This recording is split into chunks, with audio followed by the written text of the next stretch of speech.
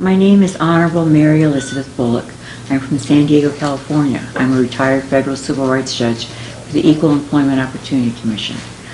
I worked for the Commission for approximately 8 years, and during that 8-year period I was both a judge and eventually a complainant suing the United States Equal Employment Opportunity Commission for failure to accommodate, for discrimination based on disability, and for a hostile work environment and retaliation. At the administrative level, I won at retaliation, a hostile work environment, and discrimination based upon being disabled. I have, in the last 4 years, counseled probably 100 or 200 people who have come to me who have failed to be accommodated and are federal employees. I've either written articles that are on my own post or on their post regarding what it means to be a federal employee, their lack of due process rights, and the employers' agencies' continued failure to acknowledge disabilities, as well as their retaliatory motives and means. And that is where I have to almost gasp and say, it's so horrific. The system is systemically corrupt as well as serially corrupt. So you have to ask yourself, why do we have an agency who seeks to destroy the fabric of the American people? The United States government is the single largest employer in the United States. Jobs is the hottest 4-letter word. So people are at a time in which there's a job crunch and they're trying to be honorable in their work and cannot be, and are forced to be, instead of the Joe Lunch Bucket, middle-class America, do my job honestly, they turn out to be a revision of the Stepford wife employee, where they say, yes sir, no sir, how high sir, how can I cover your ass sir, basically. Good evening. I am a retired federal civil rights judge for the Equal Employment Opportunity Commission. Most people think of a judge as wearing a black robe or a black suit. Well, that I did. But my background is quite diverse. I was a violently sexually abused child for 10 plus years. Then I had my own growing up to do. I eventually went off to the University of San Diego College for Women, where I majored in philosophy and English and political science, and then I went to law school and also received an MBA. I was born in a very poor family. I was the oldest of 5 children, and my father was the abuser. So he not only abused me, but he sold me. So if you think back on it, to come from where I've come from, to be a federal judge means that I had the vision to want to do the right thing, to help other people and make the world a better place for disenfranchised, dispossessed, and disillusioned. That's been my only dream, and my dream to date is to make the world a better place. I tried to do that as a judge, but I found the system does not encourage honor, public service. As a matter of fact, it's a system that basically goes for the base need of corruption, greed, money, power, any way you can get it. And when it's a fight between yourself and the bureaucracy always wins. They will set out a plan for your short-term and long-term demise, and they will go after you until you are no longer the person you used to be. It's a train wreck waiting to happen. I'd like to talk briefly about what happened to me while I was a judge. During that time, I developed ovarian cancer and was in the hospital and was only 48 hours out of surgery when I got a call from the office that demanded that I come right in, regardless of the fact that I had just come out of surgery and was actually full of pain medication. The demand was from my supervisor, Larry Abrams, to come into the office at the direction of district director, Olafius Perry. So I went into the office via ambulance, and I asked them what could possibly be so important that I had to take the IVs out and come via ambulance to this office. And he said, there were 3 of them, Christine Siegel, Larry Abrams, and Olafius Perry, the director of the LA office, asked me to change a decision I had written. Now, my boss had a case in his office for about 7 years. He had heard actually the case before him and had never written the decision up. And he asked if I would write it up for him. And I said that I'd be glad to. I was on my way to the hospital, but I was waiting for a bed at Cedars-Sinai. So I wrote a 63-page decision with probably 85 footnotes. And in that decision, I found that the Securities and Exchange Commission had discriminated against 2 of their attorneys, Asian national origin, and also had not been fairly paid, according to the men attorneys in the office. So I found for them on 2 separate violations of the Civil Rights Act and the Equal Pay Act. What happened is that that decision was completed and accepted by my boss. But in the interim, one of the women had lunch with the commissioner, Carrie Dominguez, and she said that she indeed hadn't ever received a decision after her hearing, and that she wondered what happened to her case. And the commissioner basically said, I don't know, I'll look into it, probably got lost in the mail. Well, there were 2 women, Judicial and Bordeaux, that were the attorneys in this particular case against the SEC. And my commissioner, the chairwoman, said, you know, I don't want the SEC, a sister agency, to suffer. So I don't want there to be a finding against the SEC. First of all, so many years have passed and the interest will be outrageous. So when I had written a decision in favor of the women and against the Securities and Exchange Commission, they asked me to change it. And although I could have been politically correct and probably found a reason not to change it based on my hospitalization, I said it's unethical, it's illegal, and it's immoral. I can't change a decision that I've already written. I've never been overturned on a decision. Why would I change it?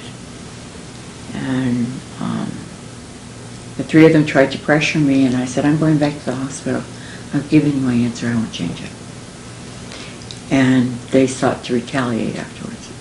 I told them if they did change the decision that I would go public, that I would contact the 2 women, I would let them know that I wrote the original decision, that they changed it.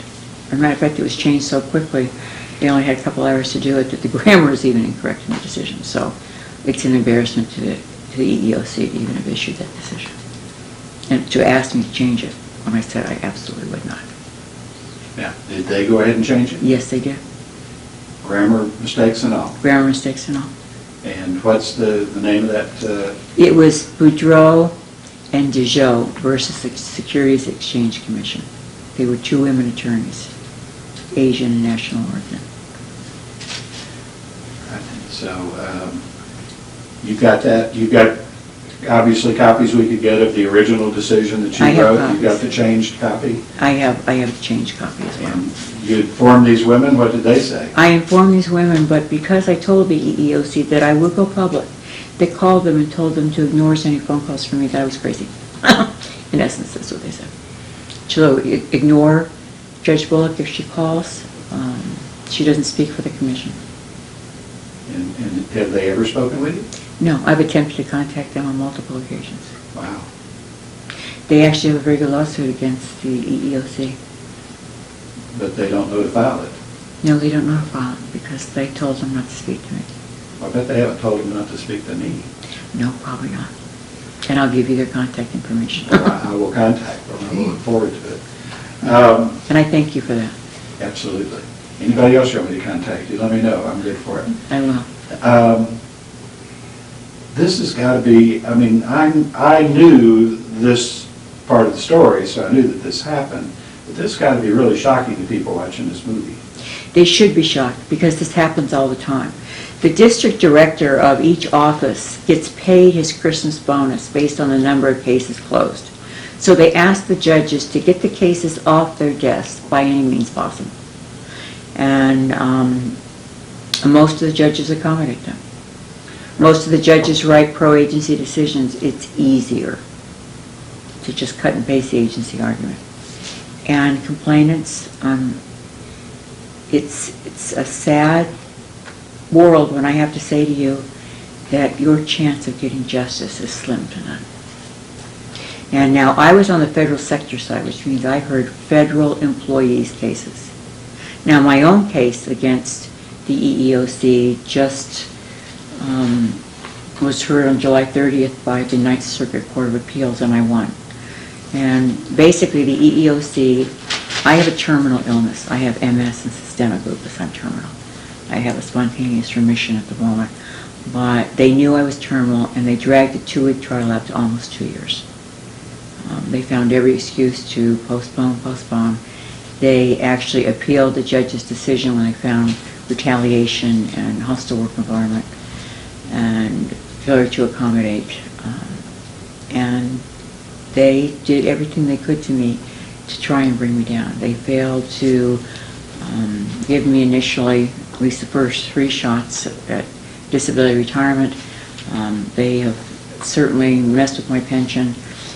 My supervisor at the time, Christine Siegel, told me that I would be dead by her hands, their hands, or my own hands before any money was ever passed to me. Oh yes, she said I would win my case, but I'd be dead. And I took that literally, not figuratively, because she meant it literally. Although she attested to the fact that as friends, she was just letting me know how difficult it would be for me. And I said, with friends like that, who needs enemies? And she's an attorney? She is one of the supervisory administrative judges for the EEOC, unlicensed, I might add. All judges are required to be licensed by the State Bar of California. She has not been licensed to practice law in approximately 18 years. And the other supervising judge was Larry Abrams, who was my supervisor at the time. At least I've been through 3 supervisors, but all of them tried to terminate me and failed miserably. He hasn't been licensed for the same amount of time. And yet they're telling me to change a decision when I'm licensed. And sometimes I had to even correct them on their version of the law. I was a law professor for almost 10 years. And so I taught discrimination law. That's one of the reasons they asked me to be a judge. Although in retrospect and from talking to the NAACP, it looks like they took me out of commission because I was costing the government too much money by winning cases for complainants who had been discriminated against. And they really didn't know what to do with me. So they asked me to be a judge, I heard, rather than have to see me on the other side of the courtroom. Which is discouraging, because I know the law. And as the Ninth Circuit Court said in the blogs, I actually know better than the EEOC knows their own law. So. Now, as I look at your resume, you formerly worked for the Bar Association. I did. My last position with the State Bar of California was as a prosecuting attorney for judges who had misconduct issues.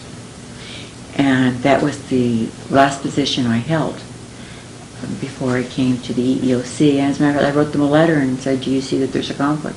Because if there is, then I need to withdraw from pro bono service to you, and my allegiance is to the EEOC. Actually, my allegiance is to the U.S. Constitution, and not to any particular agency, as it turns out. The mission statement for the EEOC is to eradicate all vestiges of discrimination, and that's not what they do. They are highly ineffective. They're ineffective because they're corrupt. The word comes down from Washington, D.C., from the chairwoman, who has, one right after another, has basically sustained a systemically corrupt system. This year, she asked, Jacqueline Berrien asked for the investigators to find 50 less cases of the right to file a complaint. And of course, judges are told to dismiss cases because the district offices need numbers. So when it comes to justice, there is precious little. I've got so many questions I want to ask. I want to flip back and ask about closed cases, because you said that the district director got paid a bonus based on closed cases. That's right. Does that mean cases that see themselves to a conclusion, or ones where the people get shut out and it gets closed? It's where people get shut out. They don't even get an opportunity to, they file a complaint, and then the judges are told to dismiss them, so you have sua sponte summary judgment. Or they're dismissed on their face for being facially, do not contain all the elements that are required to file a complaint. So it's, they're dismissed. Okay. So the district director received a bonus for making cases go away without people having an opportunity to even pursue their Absolutely. Okay. All right, at the state bar, your job is to sue judges. That was my position, was to be a prosecuting attorney for judges who had misconduct issues. And did you get to do much of that? No, actually what happened is that the bar said it wasn't a conflict, but because I was new at my job, I didn't want to have my loyalty split, so I resigned from the state bar. I had worked for them for almost a decade. I was a probation monitor before for unethical office practices because I have an MBA. I helped other attorneys with their billing and filing and not to get into the legal funds and use their clients' funds on trust fund. Well, I'll apologize for being so jaded, but unfortunately, I agree with that representative in Kentucky who said they feel like the attorneys are the root of a great many of our problems. He actually said most of our problems. Well, they are. How does the Bar Association even get any authority? I'm not aware of any law or anything. Is there a law that puts the Bar Association in charge of the various things they're in charge of? They've made their own laws, basically, and you have to understand they're an organization banned for profit. They come together for profit. So you have attorneys who have to pay between $350 and $500 a year for dues. That dues all go into a pool, and they pay salaries of prosecuting attorneys for the state bar. And anyone can file a complaint. It's free. You can say anything you want to about any lawyer you want to. And should you have a well-written letter, they will actually pursue the complaint. Now, in my case, when they came after me, it was on an absolutely bogus statement made by our internal litigation attorney because, you see, they knew that I was going to retire and then I was going to go back to representing complainants, and they didn't want that. It cost them too much money. Over there are books. Those are books of all my commendations over the last 25 years, and they say that I'm unethical. I beg to differ. They made it up. Did they take away your license? They suspended my license.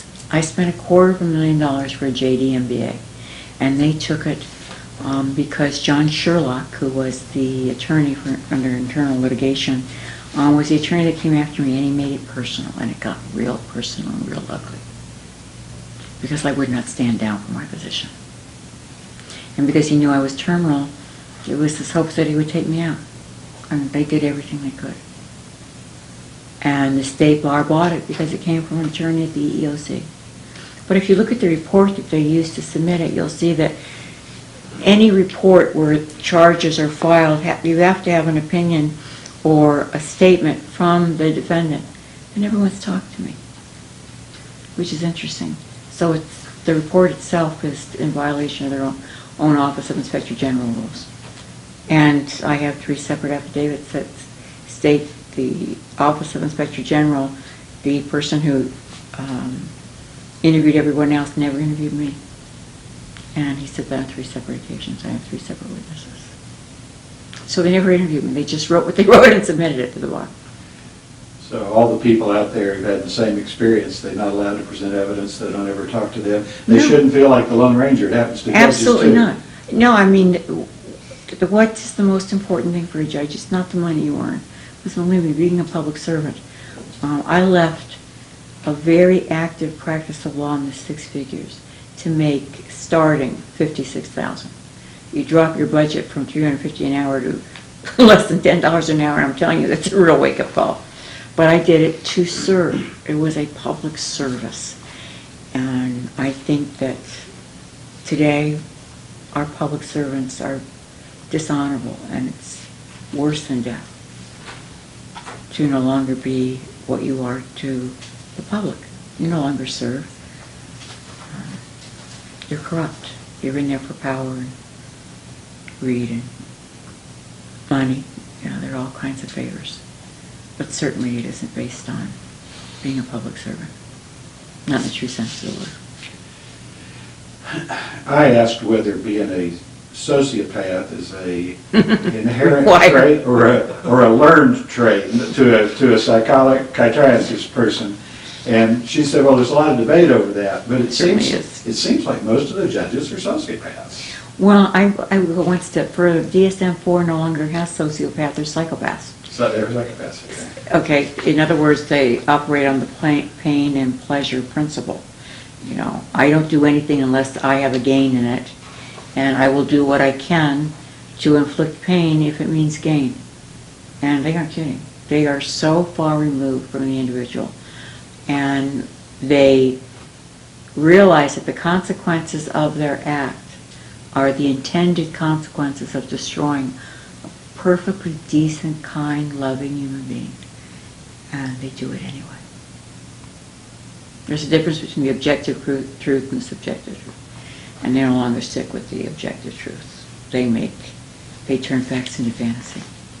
And lies today carry more weight and authority than the truth. The more outrageous the lie, the louder they scream the lie, the more they scream the lie, the more it's believed by people. But the truth seems to be not very sexy and sort of boring. And that's the tragedy with our society today. They will buy a lie.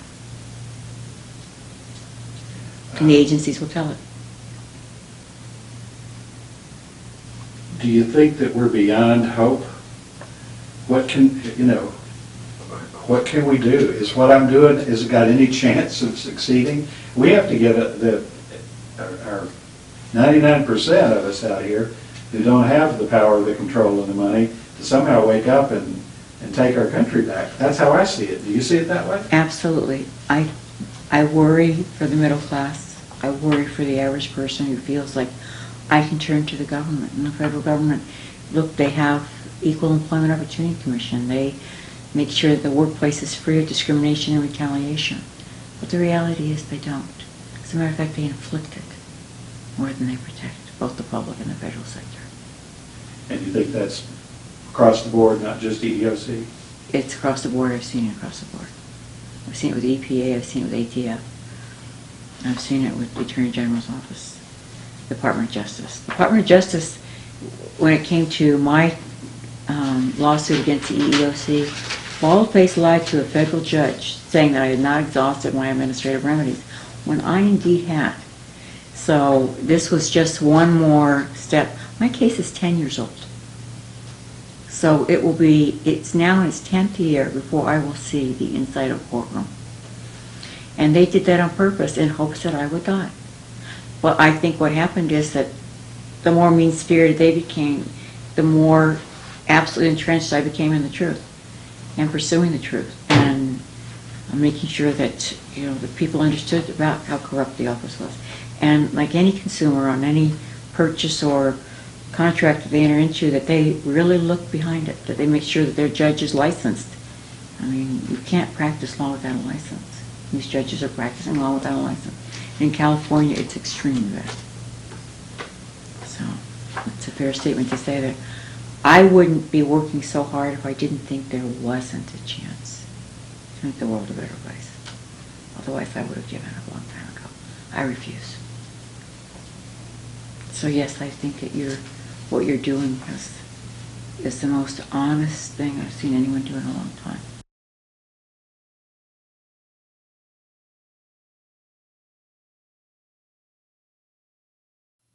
And who they're there for. And the rationale of why they get up every day to do their job. Sometimes you could lose in court to a judge just because they got up on the wrong side of the bed this morning. I mean, sometimes you can have an excellent case to be an excellent attorney and lose. Good cases are lost all the time. Bad cases are won.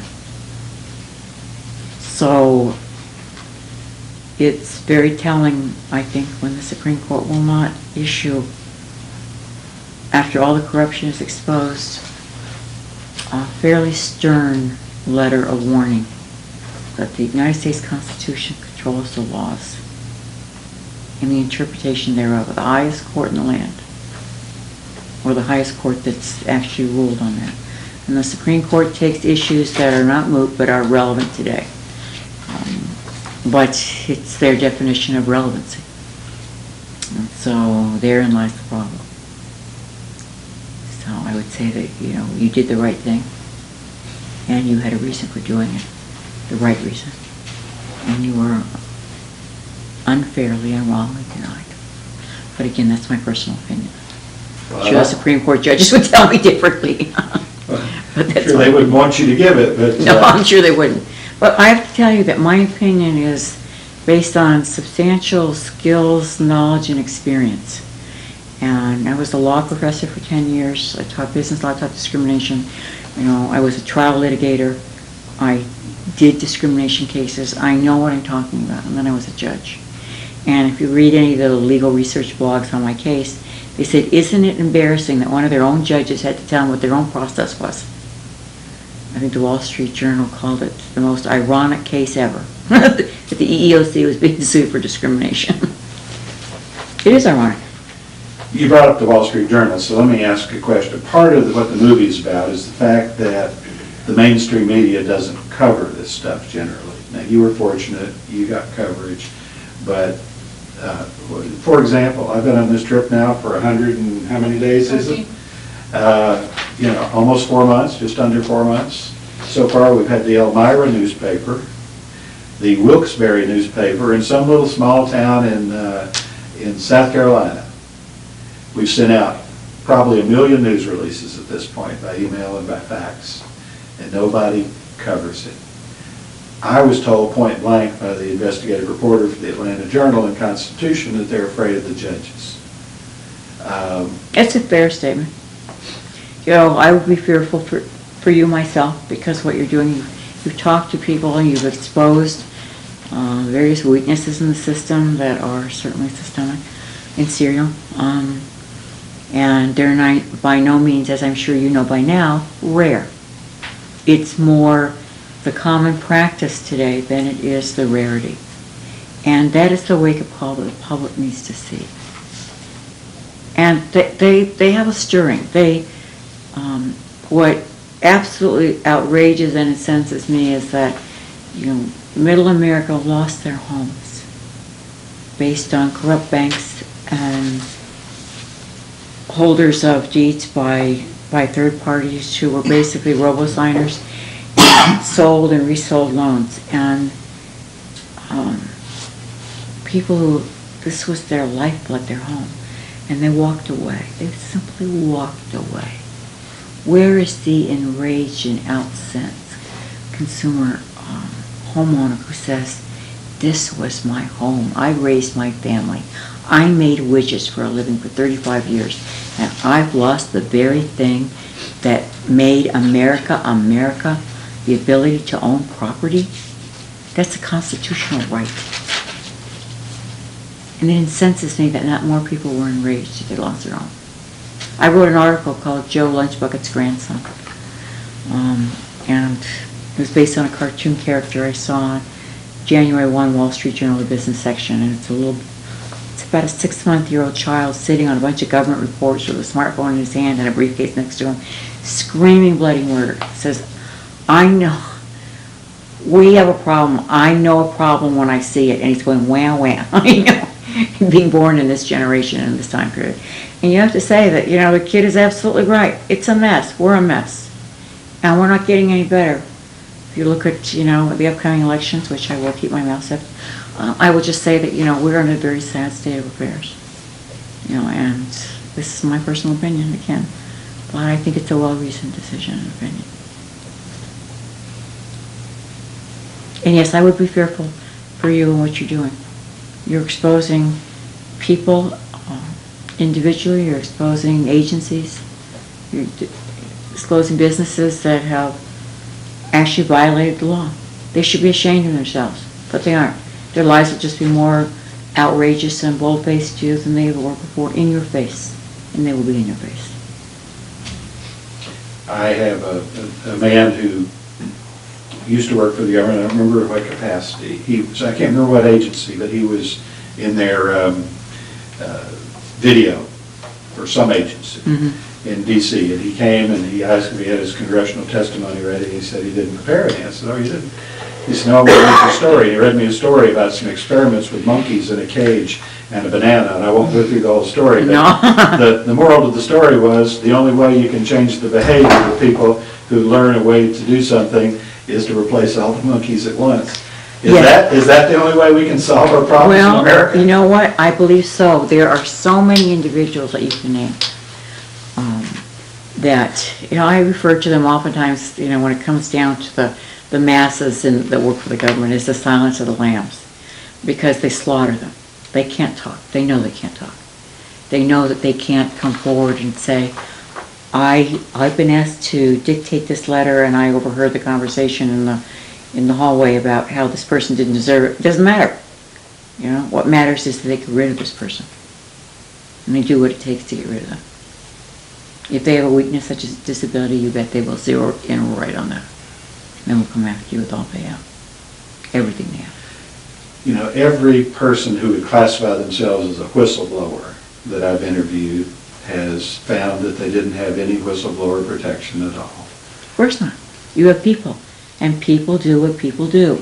They don't rise to the level of trying to do the right thing. People satisfice in life. They're okay getting a C. Where's the person that wants the A+, that wants to do the right thing? By themselves, by the company they work for, by co-workers, by their family. Look at all this ascension we have. And what people do to one another. It's vicious. It's horrible. And people, scream for relief and, to be able to do the right thing. And they shut them up. And the only way they know how to make their life a living hell. And they do. Now, you're writing a book, is that correct? Can you tell us about that? Yes, the book is called Judging Me. And it's about my life story from the time I was 3 years old and sexually abused until I was 13. And then I went to live with my grandparents and then in a foster home. And then I went off to college, to a women's college. I actually was in the convent, got kicked out for smoking and drinking with the seminarians. But it's, my youth, my rallying for the Vietnam vets. It's about my relationships with men. It's about a lot of behavior that myself I regret. But it's about learning about myself and judging myself. I'm the only one qualified to do that. I stand in a very unique position. And it talks about, what I learned as a woman attorney, what I learned as an attorney, and my being made a federal judge. And unfortunately, it talks about, the triumph, being appointed as a federal judge is a real landmark in your life. So I didn't get there by campaign contributions or who I knew. I got there by my merit, by knowing the law, by teaching the law. And I had a judicial temperament that was based on the history of the law. And when you teach the law, you teach it in a way that discusses the fairness of it. I wasn't one of those Socratic kinds of teachers who, embarrass someone into shame and humility for not coming prepared to class that day. I actually taught the law, what the elements of the civil rights action were, and how to present one. Not how to talk out of both sides of your mouth. Not how to work for an insurance company and sell someone down the river. Tell them that their problems came up as their child rearing and not because their employer or someone did something to them that was a bad act because of their own bias and discrimination. There's something called an equal opportunity discriminator, and he's out there, alive and well. If you're not of the right color, right national origin, right sex, you don't have prayer. There was a reason why we have the saying going postal in our post office. And my book talks about, my struggles in life. I wasn't just the black robe or the black suit. I was a woman who was struggling with her own issues from childhood, who had worked through them, who came up the hard way, and who knows that the only right thing to do is to speak for the dispossessed, disenfranchised, and disillusioned. That's why we're here as public servants. And that's what I believe is true. And that's why I wrote this book. And it was to let people know that behind those black robes are real human beings. I want them to see that. Can I have an autographed copy? You may. Be my privilege. Can you understand why some people have gone postal? Absolutely. There is something, and this is a well-researched opinion, and certainly I would have asked the Institute of, Health and Science to look at, but there is something in the postal exam that incorporates a propensity for violence. And there's an intersection in the postal exam, I believe, where it is inclusive for people with a violent propensity and exclusive of those who are not. And somewhere there's an intersection, and the reason going postal became such a term of art is because there's something in the postal system. Also within the postal system, it was management by friend, corruption, whose ass you kissed, excuse me, quote unquote. It's my own version. And it wasn't by education. There were no MBAs. There were no business majors. These were people who were hard-headed discriminators, equal employment discriminators. And if you weren't of their particular race, national origin, religion, whatever, you were not accepted amongst the rank and file, and certainly not into management. And they managed accordingly by their own discriminatory basis. So you could see why people were postal. They were included in the exam, that propensity for violence, and they were treated with demeaning, degrading disrespect that they snapped. They absolutely snapped. We all have a snapping point. I haven't gotten to mine yet, but I'm sure someday if they push me hard enough, I will. What that means is that I'll probably, instead of my judicial vocabulary, I'll bring out my truck driver vocabulary and give it to them. So that's what I can say as a real person. I've tried to be honest with you, and I have been. You've been very honest. You are a little teeny bit younger than me, I think. Just a teeny bit. Just a teeny bit. You're 72. I graduated in 71 after spending. I was in the Army Reserve, so it took me a little longer to get out. Didn't get out in 4 years. Neither did I, by the way. I had to work my way through college. So when you were in grade school, you probably, like me, had drills where we'd get under our desks in case the Russians bombed. That's right. Did you ever, in your wildest thoughts, think that our own government would be a bigger danger than the Russians bombing us, as you thought when you were a elementary school student? Absolutely not. I didn't think that I personally would be the focus of the government in terms of taking me out. Why? Because I speak honestly. I told my mother about what happened to me as a child, and she smacked my face, and just to turn the TV set up louder. We lived in a very poorly constructed home. But you can't smack my face as an adult to tell me to shut up, because I won't. And I will keep talking until someone does something about the corruption. So, I found my voice a long time ago. And I'll keep finding it. I'll find it for other people as well. It's who I am. I'm hardwired that way, for truth and fair play and justice. And you're not gonna change me. I'm 62. I'm about to be changed. Did you have 500 or 600 children so that we could get them all as judges? No, I have 2 biological children, 2 that I call adopted children, and they were all wonderful, decent human beings who go out there and help other people, who have jobs, who pay their rent, and but have never asked their mother for money ever. As a matter of fact, since the government's come after me, they've had to help me out. Embarrassing, But that's that's the way of the government. They interfere with the constitutional rights that you have. Who's going after the government anyway? Who watches the watchdog? No one. I don't know if I can do anything with it, but I'm trying. Well, good for you, because that's why you've had some people who have been resistant to come forward. A lot of This is people not are going to be afraid. pretty. A lot of people are afraid, you know, they get. It's my job, second they thoughts, say. Yeah. It's my job.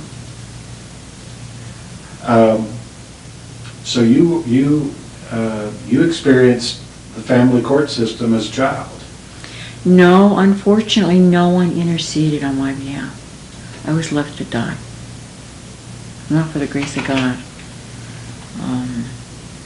You know, I was not just violently sexually abused, I was bought and sold as a child into child sex. So, you know, you have to understand that my childhood was so horrific that had I not been a visionary, I couldn't remember something good in my past, but I had a vision of the future. I wanted to be a judge. At that time, I thought that all judges, that there wasn't a possibility that they would hurt a child. It's no longer true today. With the stories where judges have hurt children. And what at that time, you know, and I was a great fan of Perry Mason, where you got justice in an hour. And I thought that was the most righteous thing that I've ever seen. You know, I still watch crime dramas where the good guy wins in an hour. And that means a lot to me. So, certainly it's taken me 10 years for justice, so I'd like to see it in an hour. Well, John, was it you that was commenting to me? Said, Just on the way over here. yeah, that said one of the worst things we've got in America is the TV show Law and Order, because people think that's the way it's supposed to be. Well, you know what? I think people do see it. There's justice, but the unfortunate part is that there is no justice. You know, we see it on TV and we think that there is. But the reality is, all those who have sought justice and who have been denied, which unfortunately is 90-some-odd%, have the real experience of what it means to be persecuted and prosecuted for their beliefs.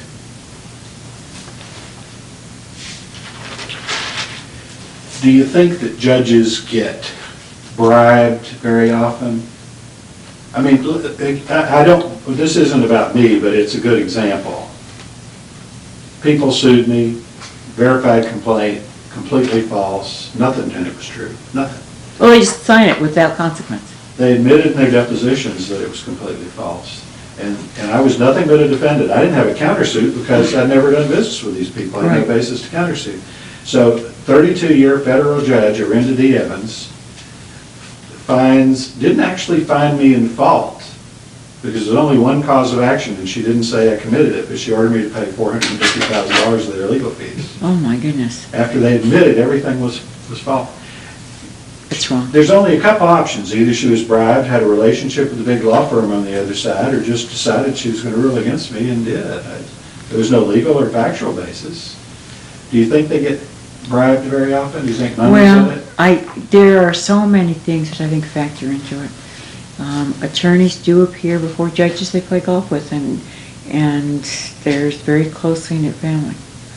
When I was an attorney, I came up before a judge and got sanctioned $1,000 for asking for the governor's phone records because I was told that no judicial appointments would be made if any law firm helped me on a very large political discrimination case in which my brother was murdered because I was the attorney of record.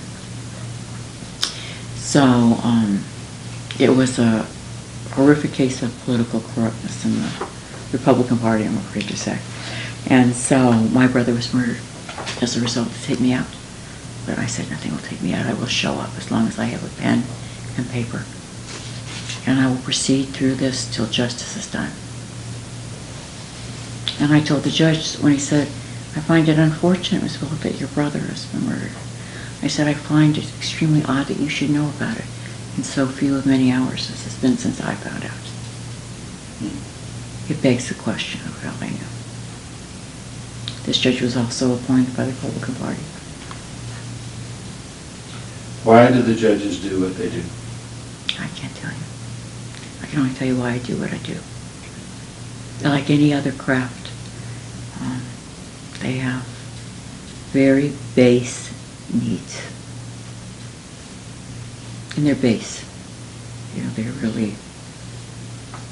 they're not needs that people should concern themselves with, such as greed, or power, or sex.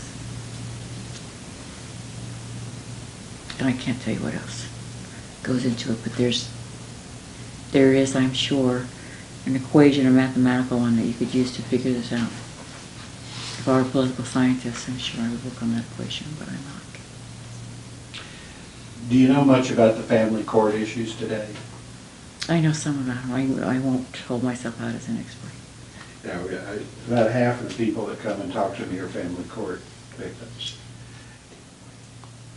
Sorry? And I win appeals. I don't lose. So. Well, we got about 300,000 people that would like to hire you. Under their own name. Yeah, under their name. Because you wouldn't want to, you have your license now? No, I have to pay $25,000 to have a trial.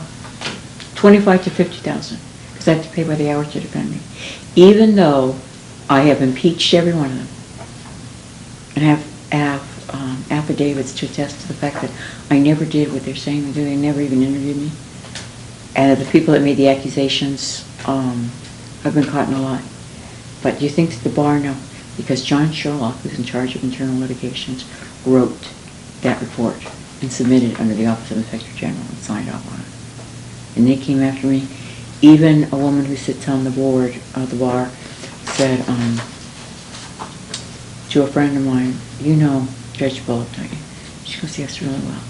She said, "Would you give her a message for me to watch her back? They're coming after her like she committed murder. They are after her. They will strip her of everything just for speaking out." I didn't have that on camera, but I probably should have. Turn it back on so we can keep talking. You want to tell that again? Oh, I was just conveying to Mr. Windsor that when John Sherlock, Office of General Counsel for the EEOC, Internal Litigation Department, filed a complaint against me with the State Bar, he did it on Office of Inspector General paper, and he never interviewed me, and he interviewed people over which have eventually been impeached, and their lies have been shown to be lies. But still, I have to spend $25,000 to $50,000 for a trial to clear my name and get my license back, which is absolutely ludicrous. But because John Sherlock was so, I'm going to use the word mean-spirited, but actually I could say corrupt, and a person without a moral compass at all, came after me just to come after me and silence me. They know I'm a widow. They know that I don't have a livelihood outside of my practice of law. And so they didn't want me to be able to teach law, which you need a license to teach law, as well as practice law. And because I was a law professor, a business law professor, and taught discrimination, employment law, he took all of my ability to earn my livelihood away on a lie. An outrageous, bold-faced lie that I proved is a lie. And so today, as we talk, I've said, you know, my place is very humble. You know, my son, kids have to help me out because they've taken my retirement monies away. Based on, and every person is different from OPM formula. There's no straightforward formula of how we figure out how we get our retirement. Although to tell you there is, but I'm telling you, numbers are very dicey. But from the State Bar, I had someone contact a friend of mine who sits on the board of the bar, which, you know, for me to come forward and tell you this is, you know, puts myself and her in jeopardy, but, you know, I know she would do the right thing. She contacted a friend of mine and said, "I know you are familiar with Judge Bullock, you know her very well. I need you to pass the message. Tell her to watch her back. They're coming after her like she committed murder. And they will not stop."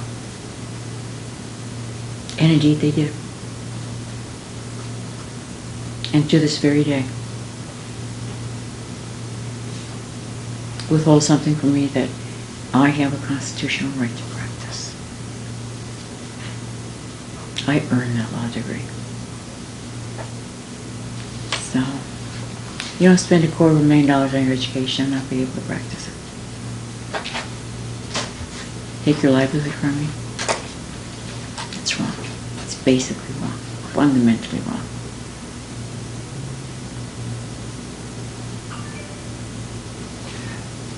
Is there anything else about the EEOC that we should discuss that we haven't covered? Well, I've given you my viewpoint as a judge.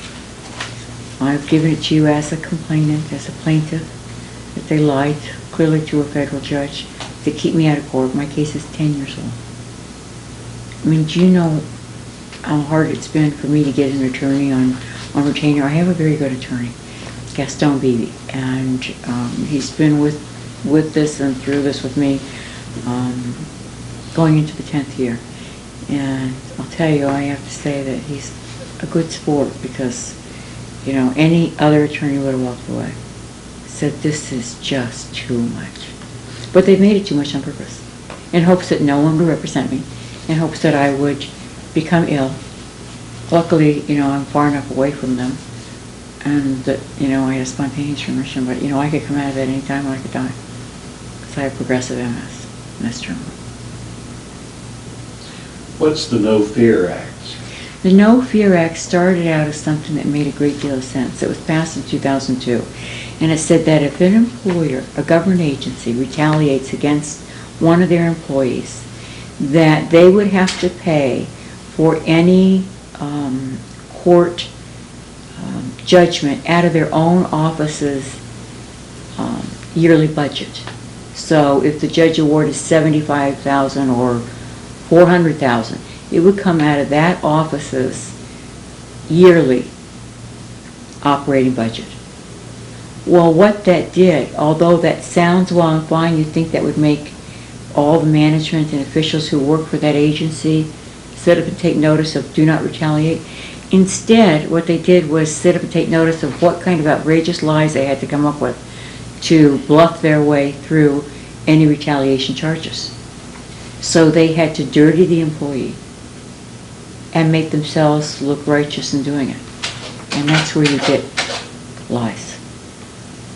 And the more outrageous, the more believable, the more authority they take on. So I've given you my opinion as both a judge and a plaintiff, and, you know, as someone who helps people. I've had over 400 cases that have come to me to just review and look at in the last 4 years. I was going to ask you earlier about the family court. Do you believe that it's the government's position to be able to take away a parent's parental rights? That's what's happening. Well, I know that's happening. You know, the basis of family law is to do best by the child. And they're not to be used as pawns. Not for the judge to use as pawns, and not for the parents. It's supposed to be about the welfare of the child, first and foremost. And then you get into the politics. So I have to say that it's the politics which control.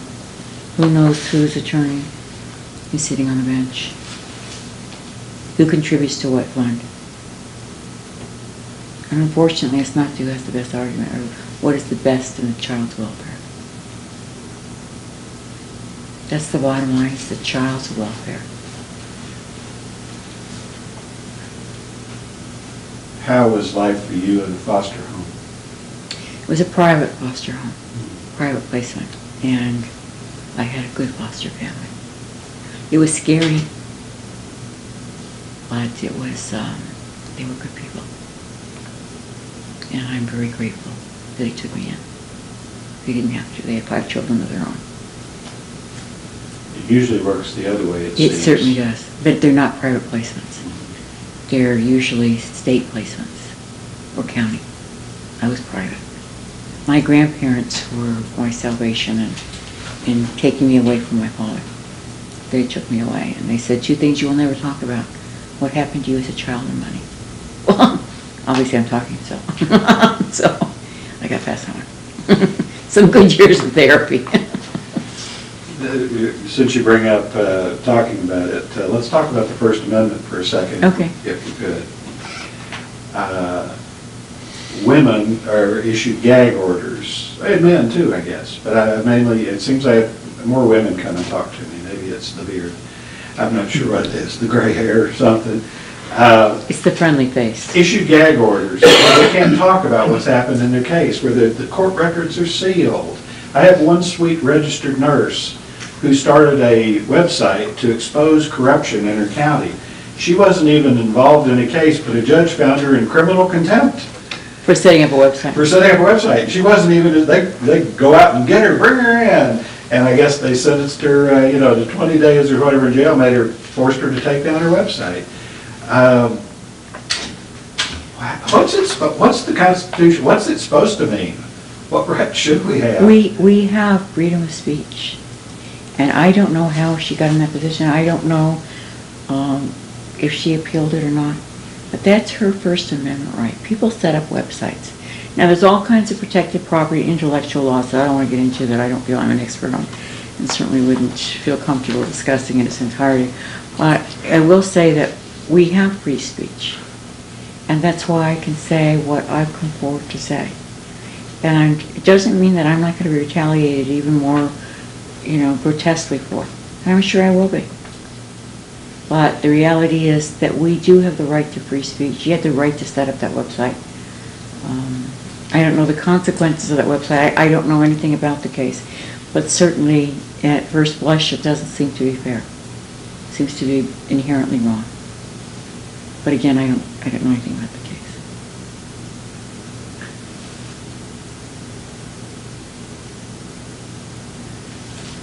I asked you, and you gave me an answer about the family court situation and that politics control.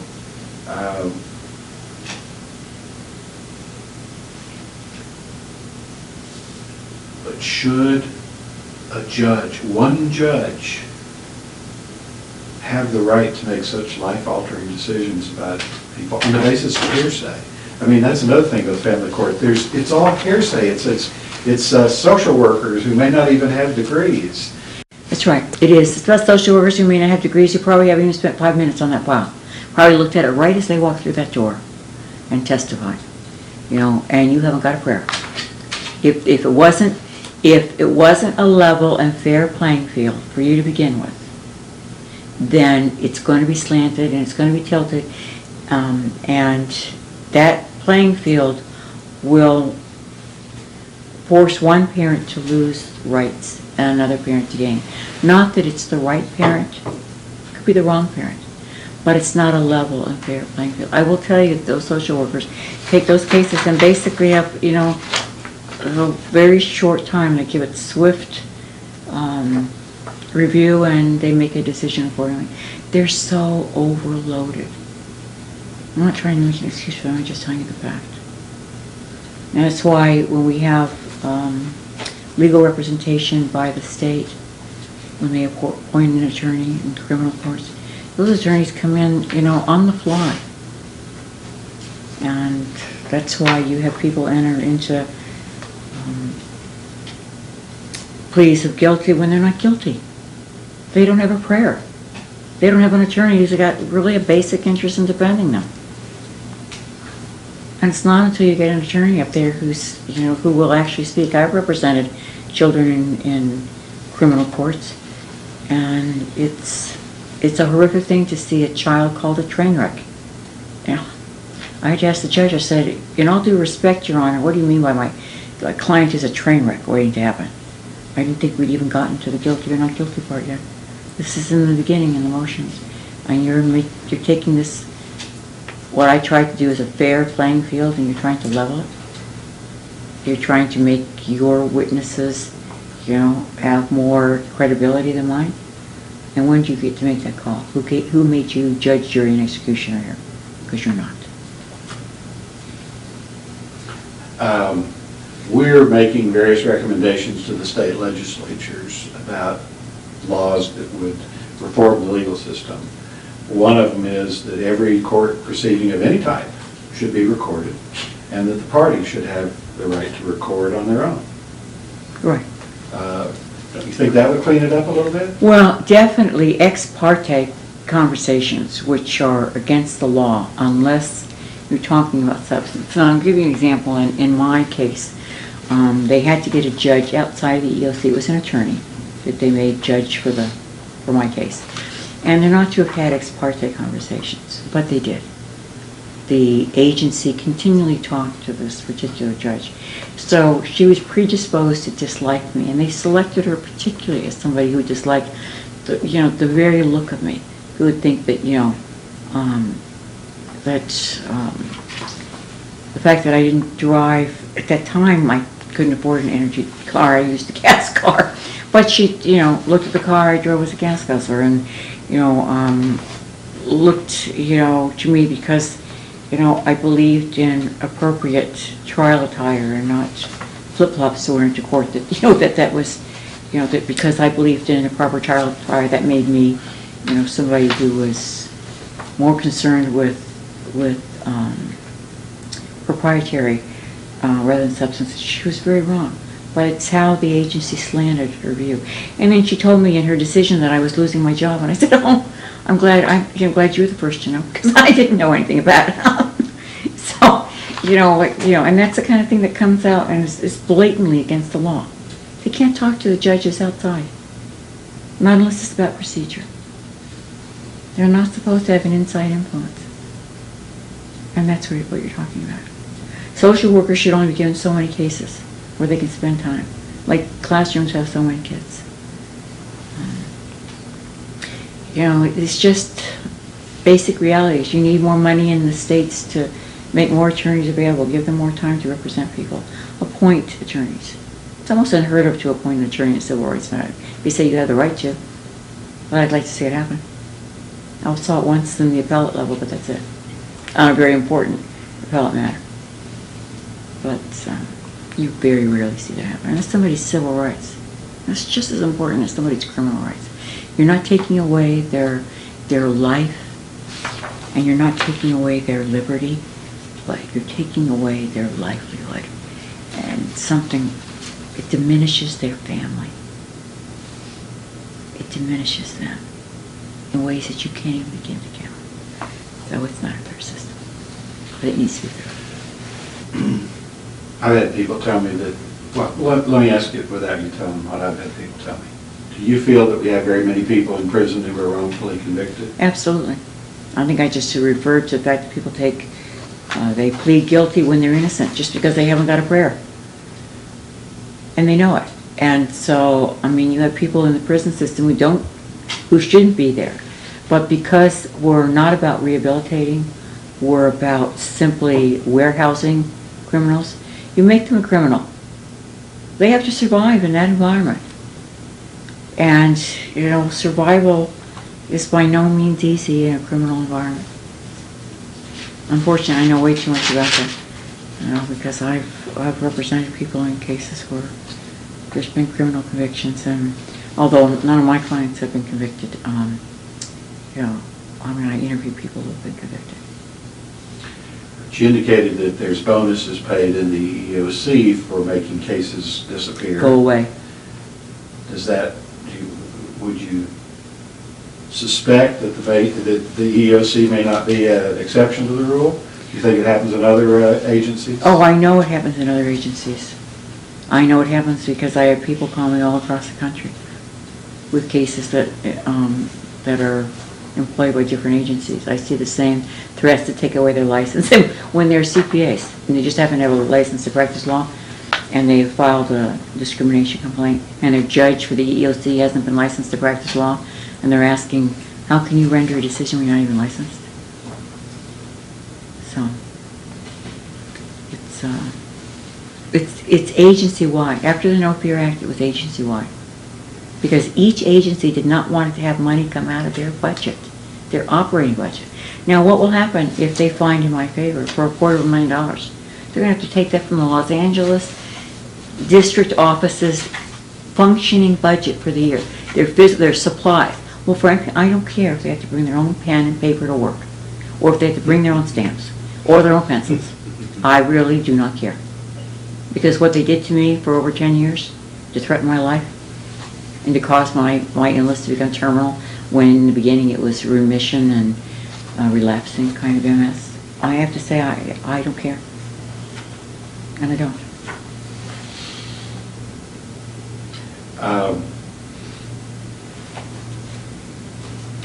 You commented about foreclosure and the loss of homes earlier.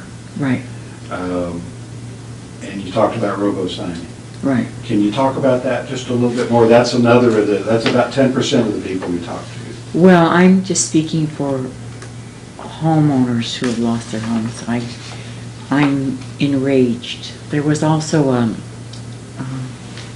a settlement that was reached in the dark of night behind, closed doors and smoke meters, where they were going to get $2,000 each. Well, the state's taking that money anyway. But I wrote on my blog, I said, you know what, this is the most outrageous thing I've ever heard of. And that if they send you that check, that you should sign it under protest and say they owe you the rest. That you cashed it under protest. And that's just chump change for what they lost. What are they supposed to buy with $2,000? A car? No. Wash and dryer for what? They don't have a place to put it. What are they supposed to do with that money? So, it was an embarrassment by our legislators, by our Congress. I can't even speak to that. It embarrasses me that our lawmakers would do that. Sorry, that's a noise. That's right, the bailout money. Yeah, the bailout money. Well, the banks are carrying everything at the cost of the stated cost rather than what it's really worth. So the banks get more bailout money. If they would redo their books at what it's really worth, then you would see the profits they're making. Your grandma? Yes. The big challenge with the movie and with the trying to get something done in America to make it better is to educate people that don't have a clue. Mm-hmm.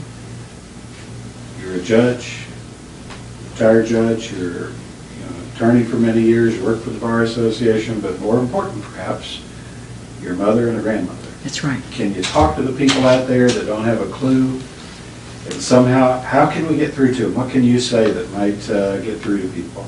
You've got more credibility than just about anybody that we're interviewing, so what can you give us? Well, I thank you, Mr. Windsor, but all I can say is that for the United States of America, that each of its citizens needs to step back and look at the American life.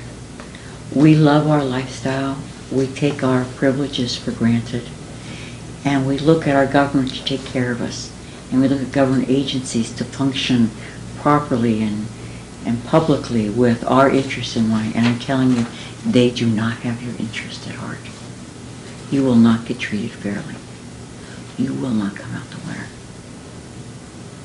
Because more often than not, they will not give you the time of day. Know your case. It's a sad reality. Just go into something like Undercover Lawyers Forum, and you'll see people every day in their jobs how they've been screwed over, and continuing to be, because they come out and they speak about what's happened to them. And employers go on that site as well to look for these employees who have taken on, different acronyms or monikers or whatever, so they don't reveal their true self. I write as myself, but they don't. They're afraid to. They're afraid their employer will see it, because employers are very savvy about the social networking. They actually go out and purposely try and catch people talking about what's happened to them at work, and then punish them even more. So I have to say to the public that it's time to wake up. It's time for Americans to say, what about my friends who lost their home? Did you quickly, summarily dismiss their ability to manage their funds when maybe you didn't really look at the whole picture? My book, Judging Me, talks a lot about that. I can't judge another person. No one can. We do not know about the mysteries that lay in the hearts of other people, and we never will. We can't go there. All we can do is embrace other people and try and understand it and walk in their shoes. And not dismiss them because we think they didn't manage their money or their household budget, or they bought too high, or they, took a gamble on their house. I don't think any one of us has the right to be able to do that to another person. We do have the humility and the kindness to embrace them and understand that if we walked in their shoes, maybe we would understand what happened to them and why they are where they are today. That's all we can do. And I think that really applies to family court, where people hear, if they took their children away, then they've got to be bad. Well, that's the connotation that's given when your child is taken from you, they almost stamped your soul, seared it into your heart. You are a bad person, bad parent, bad human being. When that's not the case. Well, we need to get you cured of what you have so that we can have you as our next Chief Justice once we clean up all this stuff. I'd like to see America where people had a fair chance. They had a chance for justice. Like I said, Perry Mason was my favorite show as a child growing up, Justice in an Hour. But I'm telling you, I'm going into the 10th year of my lawsuit and there has not been any justice. Except with the Ninth Circuit. I mean, that decision made it, for all federal employees, more due process rights. They cannot keep people out of court like they tried to keep me out. Would you mind if I let each person who's here on the crew see if any of them have a question? No, not at all. All right. Vivian, you want to be put on the spot first? Walter? I wanted to ask you about kickbacks to judges from Social Security. I've heard rumors of that. Is it true that there's a slush fund? Well, there's a slush fund for judges, actually. It's through Judicial counsel organizations where people donate, and it's my understanding that it gets parceled out accordingly. I am not aware of that particular fund. I've not been a state judge, not been in the federal process where you go through either being nominated or campaign contributions. Because that's how let's face it, that's how our federal judges are appointed, is your campaign contributions, not whether or not it's meritorious. You know, I mean, you could be a really bad judge, and there's really bad judges out there, but you gave a very large campaign contribution. So, you got your judgeship. I see. ABX 2-11 makes it basically impossible to charge certain judges in Los Angeles County with criminal conduct. Are you aware of that? I am aware of that. I'm aware of the fact that, you know, in terms of prosecutors in the criminal justice system, that they can withhold mitigating evidence.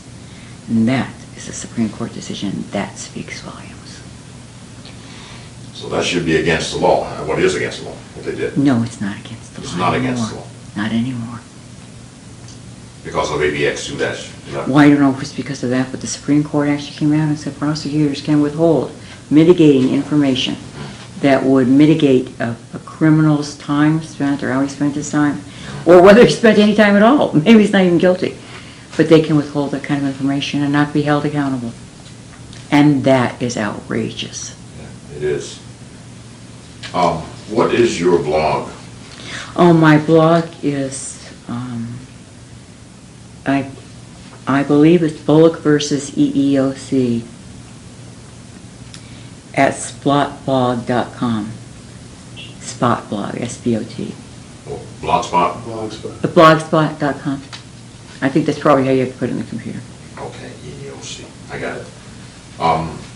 Is it too painful for you to say some more about your brother? Well, it's very painful to know that he was murdered for just because I was the prosecuting attorney on the case that I was bringing it civilly against a lot of very important Republicans. What was his name?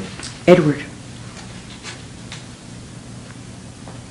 And there was another murder that same day. Someone who worked in the government, who was the director of a particular agency. He had documents which he was going to bring forward. He was electrocuted in his pool in Point Loma. What was Edward's last name?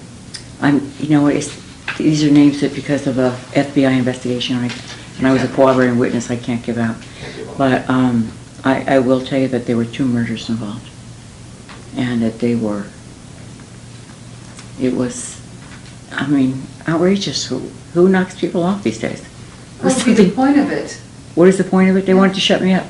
They thought if I had an indirect or direct death in my family by murdering my brother, that I would withdraw, because I was already a widow and death had already visited my doorstep. I had MS. It was the remitting, relapsing. It was if you're going to have MS, it was the easy kind to have. But the reality is MS is never easy. And they thought that it would weaken me. It just made me angrier. So I said I would show up so long as I had a pen and paper. So don't count me down and out. Is it possible to tell me the date of this? Oh, this was, oh gosh, I think that was in 97 and 98. It could have been earlier. It's in the 90s. Well, I just want to say that I really admire you for your tenacity and for hanging in there. And I have similar stories. I've had murder in my family, and the U.S. Navy tried to kill me before I retired. So I am so sorry. I understand. I left the Navy after 25 years with no certificate of appreciation or anything else. It's because I found 2 senior officers having sex with young women, and I refused to back down. So Good for you. they tried to kill me. They sent me on combat mission after combat mission after combat mission after combat mission, and I survived. President Clinton got me out of the Navy in 2001. I took a presidential act to let me retire. Unbelievable. I mean, I believe it because I've seen them come after me. Like I said, I don't see any hitmen in the budget, but you know what? You know, it could come under what they call consulting. T&E. Consulting. So I'm going to help you with your book, but I also have Thank a you. doctor that I'm going to pass to you, John Jimenez. He's a holistic health practitioner. I'm a cancer survivor. Oh, thank you. Recovered from cancer holistically, so I'm going to pass this information on to you for Thank you very whatever much. that might do to help you. Oh, thank you. I'm sure it would help me a great deal. I appreciate I that. have one quick question. Quick question? Yes. All right, we'll take a few more minutes. Okay. Why do they give each case 10 to 15 minutes and then go to the next? Do the judges ever go over the files before they can make decisions? Well, they're supposed to go over it the night before at least, you know, rather than the morning of. And yes, they do quickly review it, but I can say that not all judges are so cavalier. There really are good judges out there that do take the time to read it. And I can say the judge that I was originally assigned to, the reason my case was alive was that he read the horrific things that happened. You know, unfortunately, I had a law clerk who didn't research the law very well, and he took the law clerk's research and made it his decision. You know, and that's what the Ninth Circuit Court overturned. It's interesting you say that. My son has a friend in Austin who is a clerk for a federal, I guess I'm not sure if it's a appellate judge or A federal judge. a federal judge, either district or Right. appellate. And he says that he's the one that makes the decisions. And It is. I just told you that it's the law clerk, and that's a student. And you know, they don't quite understand it. They haven't been out in the real world yet to understand enough to go back to the legislation and read the initial words of Congress when they passed this. Why did they pass this law? And you know, all the history to date. You have to have that. You know, you can't just research the last appellate ruling or Supreme Court ruling. The Supreme Court ruling holds the highest law of the land. But you know, actually, you know, we have the Senate that, you know, the President can come back and change that. So it's important to understand that they have a lot more cases than they really should be handling. Which is why, back to your question of why they sometimes take 10 or 15 minutes and give it short shrift and look very cavalier about deciding on it. Whereas other judges do take it home and spend long hours at night going over the caseload the next day. I can tell you that they do. Should judges be held accountable? Should immunity be eliminated or modified? No, I think accountability is definitely. Everyone has to be accountable.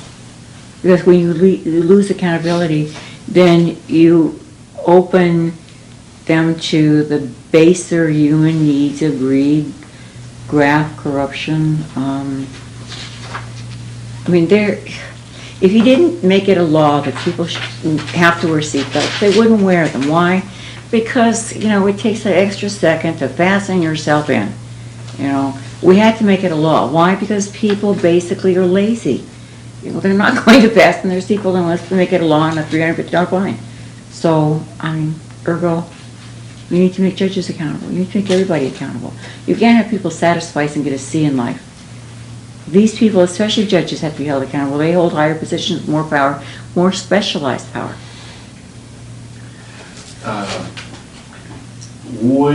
Do you believe it would be beneficial if we made the model rules of professional conduct for attorneys laws and the Code of Judicial Conduct for Judges laws. They're supposed to be laws.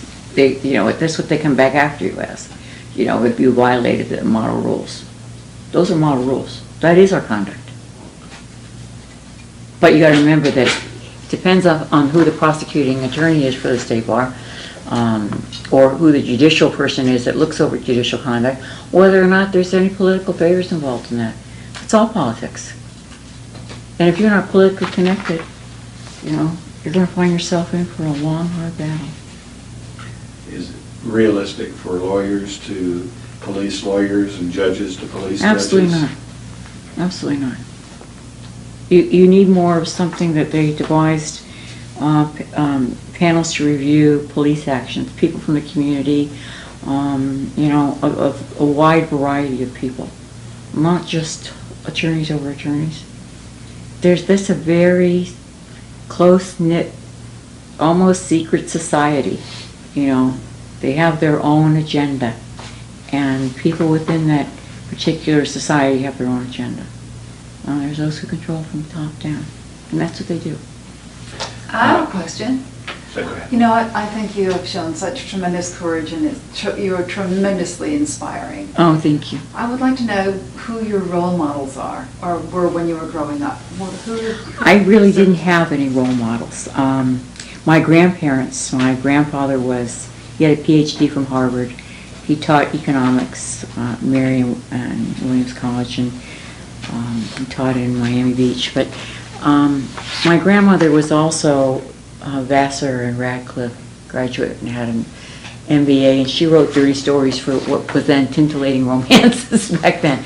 But she is the reason why bacon has the plastic on the back, because she said, if I have to make my husband one more BLT that's all fat, I'm going to scream.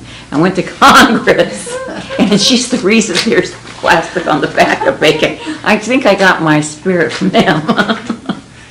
So.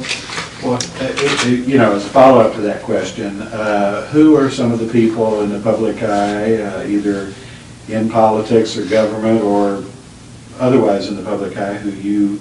Well, Rosa Parks I loved, and she's dead. I can't name anybody today who's alive. Sorry. Right, only dead people. Yeah, well... I thought Rosa Parks was wonderful. But you got to remember, Rosa said, you know, I didn't mean to be part of civil rights. I just wanted to sit in the front. My feet were tired. I wanted to sit down. You know, but you know what? She is a woman that I admire. Martin Luther King Jr., Kennedy. These are my heroes. These are people who actually said something and made a difference. You know, and if I had a dinner party, I would invite them. And you do. And everybody here. Thank you. Well, you know, I've told, John's heard this story before. I have a granddaughter. I'm not going to mention her name because her parents are scared to death about what I'm doing, but I have two granddaughters, and I drive carpool for one of them. And I have since she was in preschool. She's now in the 4th grade. And I told her when I started carpool when she was in preschool, I said, this is going to be more than transportation. This is going to be a learning experience. It definitely was, I'm sure. And so I wanted to always, you know, I wanted to ask her about class, and she just started rebelling when it got to be multiplication tables. For some reason, I was taking it too far for grandma. But in the 1st grade, I picked her up one day and I said, Madison, well, what'd you learn in school today? She said, well, we studied Martin Luther King. I'm going, in the 1st grade? Are you kidding me? You know, in 1st grade, we were learning what? Apple is a picture of an apple is an A, and bless her heart. A ball is a B. And they're studying Martin Luther King. And she immediately says to me, she says, Grandpa, what was it like back then? Oh, wow. And I said, well, it wasn't very nice. No, it was not a nice... You and I were in a couple years apart. You were one of those sophomore girls I was after when I was a senior. Well, actually, I was not well sought out at school. I was very poor, had 2 dresses, and, you know, a bad case of acne, and really I was laughed at. I was incredibly bright. People tried to cheat off me, but that was all that I remember of high school. Well, I told her, I said it wasn't very good. No, it wasn't very good. She said, well, Grandpa, what'd you do about it? I said, well, I didn't really do anything. I marched. I said, you marched? I said I wasn't ever prejudiced. But I said, my parents weren't. They just didn't have a prejudice bone in their body. And she said, well, when I grow up, I'm going to do something about things like that. Wonderful. So see, you were born without prejudice. See, just the way I was. You take people for who they are. I mean, there's no prejudgment in the first 5 minutes. You don't sum a person up, if you will. You take them as they are, and that's how we are. You've always been for the underdog. Right. But when my granddaughter doesn't understand why I'm doing this, she knows I'm doing it. But when I took her aside, we had a party before I left because of all the things I was missing, birthday parties, anniversary, and now my birthday. And I took her, kind of put her in a little headlock, and I said, Madison, I know you don't know why I'm going to be gone for so long, but I want you to know I'm doing something. Martin Luther King would indeed be proud of what you're doing. Yeah, she immediately knew it. When I called after I'd been gone for a couple of weeks, and they were so excited to talk to me, and she said, Grandpa, I know you're doing something. So every time I talk to her, I say, hey, Madison, I'm doing what's the matter. Well, you let her hear that I told her that you are doing something. We got to do something. We have to. We have to. Nobody else. It's just you and me and some others. We got to do something. Right. I would love to crawl into the covers and pull the covers over my head and say, I can't deal. But you know what? I don't have a choice. What are my choices? And if they come after me, a judge, what are they going to do? They come after the people who know less than I do, who don't have the voice that I do. I have an absolute responsibility to come forward and say what I know the law to be and how the law should be. I mean, it would be irresponsible. I have certain attributes that God has given me that I have the responsibility to use and to use for others and myself. Well, John, you've been hanging around me for a couple of weeks off and on. What would you like to ask? I have family members who work for the CIA and the FBI. I have a good friend I've known since 1972 who's an assistant director of the FBI.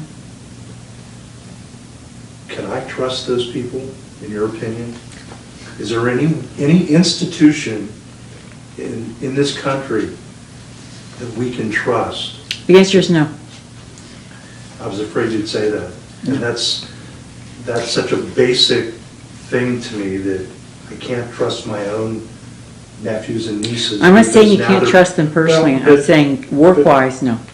Well, and that's my point, is that they're part of the problem because they're a member of this institution. Well, they're higher up, too. Yeah, well, and somebody else commands them.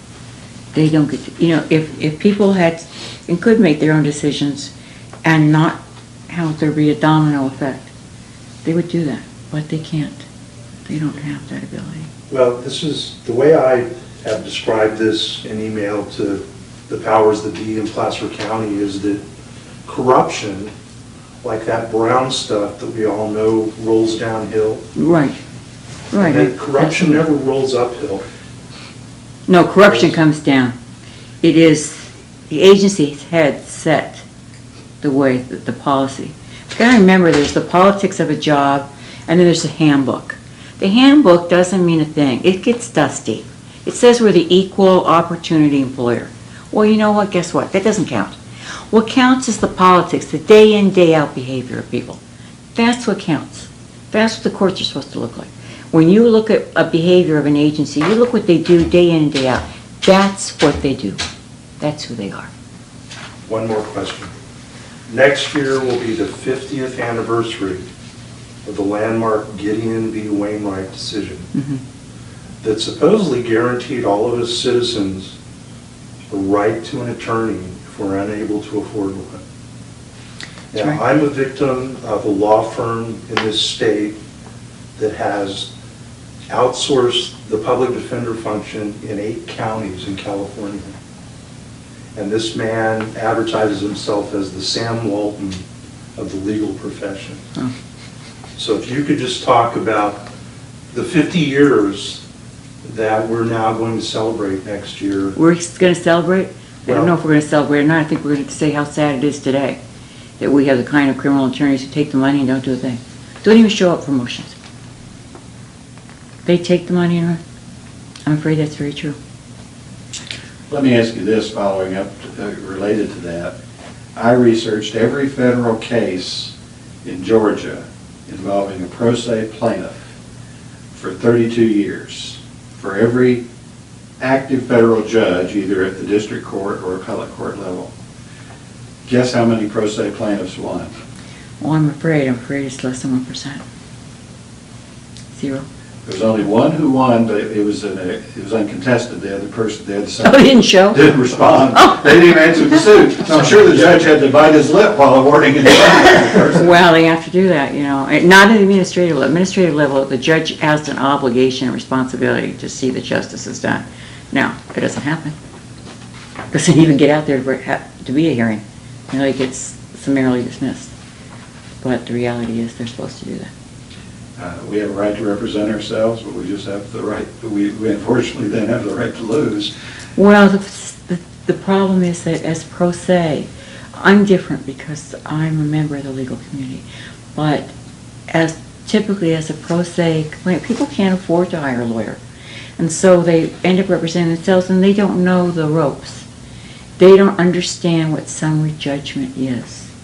They don't understand how to present a case to show that material facts to the dispute are in question, and that those can only be resolved by a jury of their peers. They're entitled to their day in court. I'm entitled to mine. Should I have to wait 10 years? The answer is hell no. Grand juries were created to keep the government honest. And there's a power of indictment and a power of presentment, which has been pretty much wiped out because of no criminal procedures anymore to deal with presentments. However, some courts do it, or some grand juries still exercise that power occasionally. Mm-hmm. We could clear up a lot of problems in our country if we just had the rights to go to a grand jury and let some citizens investigate and take some action. Well, it doesn't work that way. The grand jury will indict a bologna sandwich. Yeah. And the grand jury is the setup. You know, the defendant doesn't really get to go in there. I mean, they do indict a bologna sandwich. If the prosecutor tells them so, they will. And that's the bottom line. That's why grand juries are, the whole setup is, you know, it's set up for people to be prosecuted and persecuted. It's not set up the other way. They're not given all the information. The grand jury can't make a reasonable decision. And even if they could, would they? With the prosecutor down their neck? I don't think so. I interviewed a woman from Chile the other day. And every time she spoke about the prosecutor, and she didn't do this intentionally, she called him the persecutor. The persecutor. Prosecutor and persecutor. Well, bless her heart, I think she's got it right. She felt persecuted and he was the prosecutor. So, bless her heart, I think she's got it right on. It was a Freudian slip, but it works. Yeah, she didn't have to say 2 words, she just got it all out in one. Yeah, bless her heart. Yeah. What can I do? What can I do? Tell me what I can do. You're doing everything, Mr. Windsor. You're showing what other people will be afraid to come forward and talk outside of maybe their own spouse. They would definitely wouldn't talk to your neighbor about their problems at work. They're embarrassed or humiliated. They don't want to lose their job. They're the ones that type up the nasty grams that they know are not true and correct. And yet they will do it because they're for the grace of God. 1225th Street. So, you're doing everything that can be done. You're doing more than anybody else would do. And your life will be in jeopardy because of it.